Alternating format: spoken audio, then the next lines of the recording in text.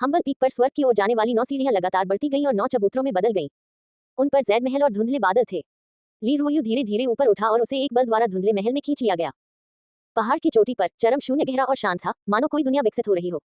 अकथनीय दाव और सत्य आपस में गुथे हुए थे। सब कुछ प्रकट हो गया था, जीवन शक्ति से भरा हुआ, एक चक्र में घूमता हुआ। पहले तो फूल ब्रोकेट जैसे थे और हरी पत्तियां बहुतायत में थीं, लेकिन अंत में वे मुरझा गए और अपनी जड़ों में लौट गए। ये फान हम्बल पीक पर स्थिर खड़ा था। उसकी आंखें चमकीली से मुरझाई हुई, चमकीली से खाली होती जा रही थी, मानो उसने भी खिलने से मुरझाने तक के विकास का अनुभव किया हो। ऐसा प्रतीत होता था कि स्वर्ग और पृथ्वी के बीच एक स्पष्ट प्रक्षेप पथ प्रकट हो रहा था, जो जटिल और गहन नियम और व्यवस्था बना रहा था तथा रहस्यमय प्रतिमानों और पैटर्नों को जन्म दे रहा था। सादगी की ओर लौटता विनम्र शिखर तव और सत्य को विकसित कर रहा था। पूरा शिखर एक शास्त्र था और बहते रहस्यमय प्रक्षेप पथ को पकड़ने के लिए एक संगत मन की स्थिति की आवश्यकता थी। ये फैन ली रोयू नहीं था। वह हम्बल पीक पर केवल आधे महीने से था और पहाड़ की उत्पत्ति और नींव को नहीं जानता था, इसलिए उसके लिए चोटी से सहमत होना मुश्किल होगा। हालांकि उसके सीने में बोधि बीज था, जो महान वज्रपात से प्राप्त हुआ था। दाओ आरेख जन्मजात था और स्वाभाविक रूप से विकसित हुआ था, जिससे उसका दिल जल्दी शांत हो जाता था। बोधि बीज पौराणिक दाओ समझ पवित्र वृक्ष था, जिसे बुद्धि वृक्ष के नाम से भी जाना जाता है। ये लोगों को अपनी दिव्यता को खोलने और स्वर्ग और पृथ्वी के दाव को समझने में मदद कर सकता है। रहस्यमय बोधि बीज की सहायता से ये फैन दाव की प्राकृतिक अवस्था में विलीन हो गया। उसकी मनस्थिति पौधों के साथ फलती फूलती और मुरझाती रही। महान सफलता अपूर्णता की तरह है, महान प्रचुरता जल्दबाजी की तरह है, महान कौशल अनाड़ीपन की तरह है। एक अजीब सी आवाज गूंजी। ली रोयू महल में स्थिर खड़ी थी, एक पत्थर की तरह, स्वर्ग और पृथ्वी की अद्भुत ध्वनि सुन रही थी। 500 वर्षों से अपनी विरासत खो चुका विनम्र शिखर फिर से प्रकट हो गया। दाव का द्वार पूरी तरह से खुल गया था और गहन सत्य प्रकट हो गया था। धरती से कोई दिव्य झरना नहीं था, आकाश से कोई शुभ रोशनी नहीं गिर रही थी, केवल एक साधारण विरासत और एक दाव लय घूम रही थी। ये फैन का मन खाली था और वह हम्बल पीक के साथ एक था। उसने ली रुफैन की समझ में आने वाली हर बात सुनी। बोधि बीज थोड़ा गर्म था और वह शांत और स्वाभाविक था। पहले तो ये तथाकथित अमरकला विरासत नहीं थी, बल्कि विनम्र शिखर की मौलिक मानसिक साधना पद्धति थी। 9 रहस्यों में से एक कोई साधना पद्धति नहीं थी, बल्कि एक प्रकार की गुप्त कला थी। इसे किसी की मानसिक साधना पद्धति में शामिल किया जा सकता था और सभी प्रकार की रहस्यमयी और अथाह शक्ति को मुक्त किया जा सकता था। विनम्र शिखर की मानसिक साधना पद्धति की विरासत ही इस वंश की नींव थी। केवल इस पद्धति को अपनाकर और मजबूत बनकर ही कोई व्यक्ति गुप्त तकनीक को उजागर कर सकता है। ये 9 रहस्यों में से एक था। ये शानदार और बेजोड़ था। एक बार सक्रिय होने पर किसी की युद्ध क्षमता कई गुना या 10 गुना तक बढ़ सकती थी। यह एक दुर्लभ गुप्त तकनीक थी जिसे प्राचीन कबीले के सभी पवित्र भूमि और कबीले चाहते थे। कोई मंत्र नहीं था, कोई तकनीक नहीं थी, केवल 9 गुप्त तकनीकें थी। अगर उन्हें मिला दिया जाए तो उन्हें पूर्वी बंजर भूमि से कई प्राचीन ग्रंथों के बदले में बदला जा सकता है। कोई कल्पना कर सकता है कि वे कितने मूल्यवान थे। विनम्र शिखर की मौलिक मानसिक साधना पद्धति वास्तव में अद्वितीय थी। ये ताइक्सुआन संप्रदाय की सबसे मजबूत विरासतों में से एक होने के योग्य थी। 500 साल पहले शिखर गुरु याओगुआन पवित्र भूमि के सर्वोच्च बुजुर्ग के साथ प्रतिस्पर्धा करने में सक्षम थे और एक साथ नष्ट हो गए, जो समस्या को समझाने के लिए पर्याप्त था। भले ही इसकी तुलना ताओवादी शास्त्र से नहीं की जा सकती थी, फिर भी ये बहुत रहस्यमय था। ये फैन ने इसे सत्यापित किया और बहुत प्रेरणा प्राप्त की। बेशक जिस चीज पर उसने सबसे अधिक ध्यान दिया वह अभी भी 9 रहस्यों में से एक था।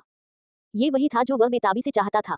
उसके लिए ये जी परिवार के शून्य के प्राचीन शास्त्र से भी अधिक आकर्षक था। अगर यह गलती से युद्ध में ट्रिगर हो जाता तो उसकी युद्ध क्षमता कई गुना बढ़ जाती। ये निश्चित रूप से सबसे भयानक तुरुप का पत्ता होगा। लेकिन कल्पना कीजिए, अगर वह सफलतापूर्वक जुआनहुआन मां की क्यूई को अपनी मुट्ठी पर खींच लेता और इस गुप्त तकनीक को सक्रिय कर देता, तो यह निश्चित रूप से बेहद भयानक होता। चाहे आपके पास कितने भी जादुई खजाने हो, चाहे आप कितने भी शक्तिशाली हो, मैं आपको एक मुक्का मारकर भेज सकता हूँ।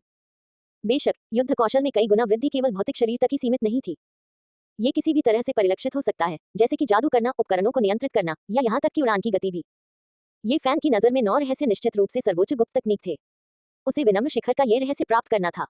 अचानक एक अकल्पनीय ताओवादी कविता प्रसारित हुई, जो अत्यंत रहस्यमय लग रही थी। विनम्र शिखर की सरल मानसिक साधना पद्धति की तुलना में ये बहुत अलग थी। वहां कोई आवाज नहीं थी, कोई लहर नहीं थी, केवल एक अजीब ताओवादी कविता थी जो हम्बल पीक के शिखर पर प्रकट हुई थी। ये फैन ने महसूस किया कि उसकी बाहों में बोधि बीज अचानक गर्म हो गया और कुछ बार कांपने लगा। उसने अनुमान लगाया कि यह संभवतः 9 रहस्यों में से एक का प्रकट होना था। उसने अब हम्बल पीक की मौलिक मानसिक साधना पद्धति की परवाह नहीं की और रहस्यमय ताओवादी कविता को पकड़ना शुरू कर दिया।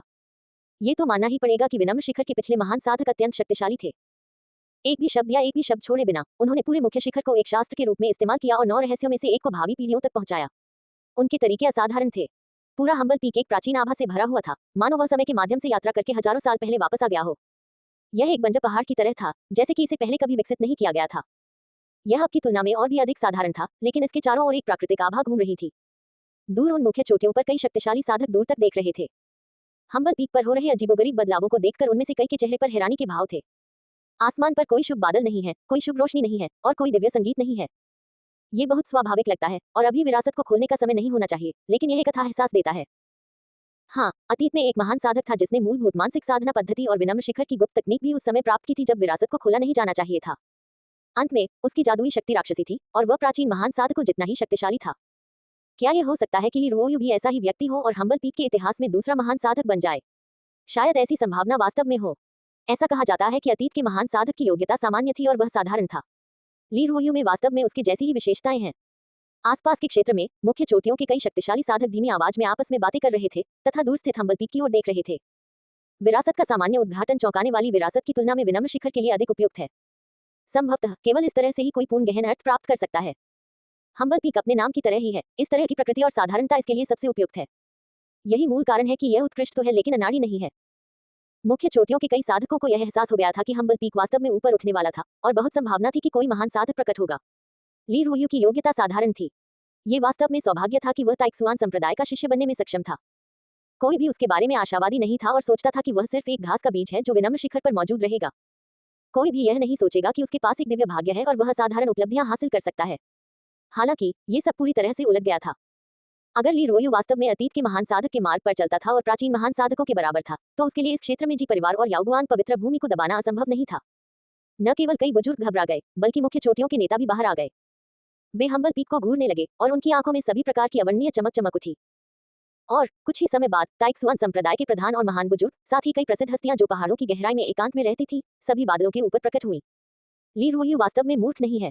कड़ी मेहनत से इसकी भरपाई हो सकती है। वह अतीत के महान साधक के मार्ग पर चला है और शायद वह वास्तव में ताइक्सुआन संप्रदाय का भविष्य का संरक्षक होगा।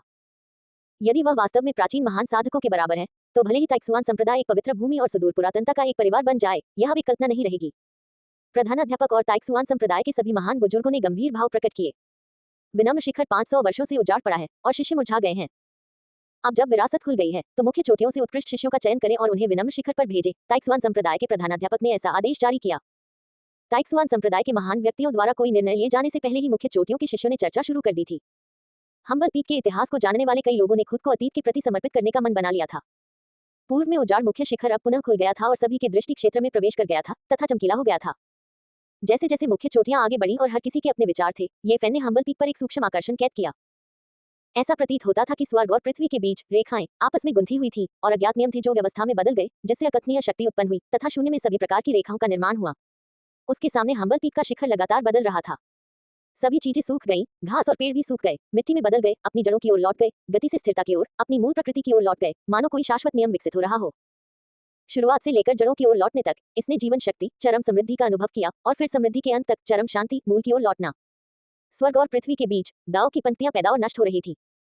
ये फैन की आंखें चमक से अंधेरे में, जीवंतता से शून्यता में चली गईं और फिर उलट गईं, इन अकथनीय रेखाओं के साथ बदलती रहीं, उनके प्रक्षेप पथ को पकड़ती रहीं और उनके साथ विकसित होती रहीं। वह मन ही मन आश्चर्यचकित था कि हम्बल पीक के पूर्ववर्ती वास्तव में अद्भुत थे। उन्होंने प्रकृति के परिवर्तनों में गुप्त विधि को शामिल किया था और इसे पूरे हम्बल पीक पर अंकित किया था। ये वास्तव में अद्भुत था। वह कोकून से रेशम बुनने जैसा था, पहचानना और पकड़ना, उसके हर टुकड़े को अपने दिमाग में रखना। यह उन 9 रहस्यों में से एक की विरासत थी जो वह चाहता था। ये फान ने कोई हरकत नहीं की। वह स्वर्ग और पृथ्वी में विलीन हो गया, हम्बल पीक के साथ एक हो गया और प्रकृति द्वारा बपतिस्मा लिया गया। ऐसा लगा जैसे वह हम्बल पीक पर एक पत्थर, घास का एक ब्लेड या एक बेल में बदल गया था और उसने असीम आकर्षण के हर हिस्से को अपने दिमाग में अंकित कर लिया। अंत में खामोश हम्बल पीक पर सब कुछ उसकी आंखों के सामने गायब हो गया और केवल एक बीज और मिट्टी का एक टुकड़ा बचा। वह एक हल्की हवा के झोंके की तरह था जो उसके पास से गुजर गया। प्रकृति का बीज मिट्टी से फूट पड़ा और हरियाली की एक किरण के साथ चमक उठा। उसका मन एक प्राचीन कुएं की तरह शांत था और अंत में वह पानी की कुछ बूंदों में बदल गया जो नीचे छिड़ककर मिट्टी को नम कर दिया। ऐसा लग रहा था कि उसका मन पूरी तरह से बीज के साथ एक हो गया था और वह जीवन शक्ति से भरपूर हरे रंग का एक टुकड़ा बन गया था। हम्बल पीक पर यह शांत था और एक हरा अंकुर असीम जीवन शक्ति के साथ चमक रहा था जो दुनिया की एकमात्र चीज बन गया। धमाका! ये फैन का दिल कांप उठा और उसकी आंखों में चमक लौट आई। 9 रहस्यों में से एक बीज बन गया था और उसके दिमाग में अंकित हो गया था। ये मिट्टी से निकलकर शाश्वत जीवन शक्ति बन गया और उसने प्रकृति में पोषित सर्वोच्च गुप्त विधि को पूरी तरह से प्राप्त कर लिया था। हम्बल पीक को फिर से देखा, पहाड़ अभी भी वही पहाड़ था, पानी अभी भी वही पानी था और पौधे अभी भी वही थे। कोई खास बदलाव नहीं हुआ था और सब कुछ पहले जैसा ही था। वह बहते हुए बादल की तरह था और वह हवा के झोंके की तरह था। उसका मन और शरीर खाली था और परम गुप्त विधि उसके मन में पानी की एक बूंद की तरह प्रकट हुई। ये फैन ने विनम्र शिखर की मौलिक मानसिक साधना विधि प्राप्त नहीं की, लेकिन यह 9 रहस्यों में से एक को प्राप्त करने के लिए पर्याप्त था। आधे दिन बाद ली रुओयू जाग गया और खड़ा हो गया। उसका पूरा शरीर बेहद अलौकिक था और वह तुलनीय रूप से खाली और दूर लग रहा था। ऐसा लग रहा था जैसे वह बादलों में खड़ा था या तारों वाले आकाश से अलग था और वह इतिहास की धूल से सना हुआ था। हालांकि जल्द ही बदलाव आने लगे। बादल और धुंध छट गए और वह एक साधारण व्यक्ति बन गया, गांव के एक साधारण बूढ़े व्यक्ति की तरह। उसमें कुछ भी खास नहीं था। इस समय हम्बल पीक पहले से ही लोगों से भरा हुआ था, लेकिन किसी ने भी अतिक्रमण नहीं किया और कोई भी आकाश में नहीं उड़ा। वे सभी पहाड़ के द्वार के सामने चुपचाप प्रतीक्षा कर रहे थे। उनमें से अधिकांश गुरु से पूछने आए थे, हम्बल पीक की शाखा में शामिल होना चाहते थे। इस समय किसी ने भी हम्बल पीक पर नीचे देखने की हिम्मत नहीं की और किसी ने भी इसे एक बंजर पर्वत मानकर अपनी इच्छा से नीचे उतरने का साहस नहीं किया। उनमें से अधिकांश विभिन्न मुख्य चोटियों के उत्कृष्ट शिष्य थे और कई तो विभिन्न मुख्य चोटियों के शिखर स्वामियों की संतान भी थे।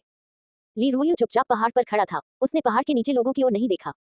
उसने ये फैन को देखा और कहा, आपके पास पूर्वजों का पवित्र शरीर है।